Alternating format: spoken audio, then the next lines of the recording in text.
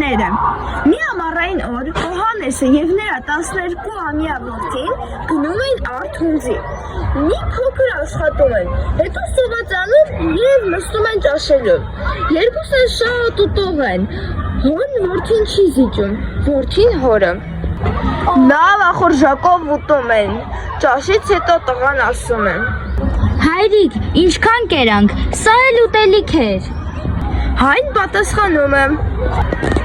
Ինչն է զարմանալի համարում, ես ուժեղ ասլան մարդ, դու էլ պատկառելի տղա, ասլան բալասի լիք հուշով ու էլի լավ ուտող։ Ճաշից հետո շուրթերը սրբում են, գերանդիները ձեռնարկում ու սկսում են հունձել, բայց մի փոքր աշխատելուց հետո շուտով հոգնում են, տղան ասում է.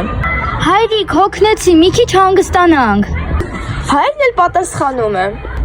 Հա, որդիս, ես տեն եմ հոգնել, հանգստանանք։ Նստում են երկար դինջանում, երբ վերջապես վեր են կենում, տեսնում են արտի ծայրից միայն մի փոքր հատված են հնձել։ Հայրիկ, Ասում է տղան. բաս սա ոնց եղավ, ինչի այսքան քիչ հնձեցինք։ Հայրն ասում է. Ոնց ինչու, ես արդեն ծեր մարդ եմ, դու էլ դեռ մի փոքրիկ երեխա, ավելի ինչքան կարող ենք հնձել։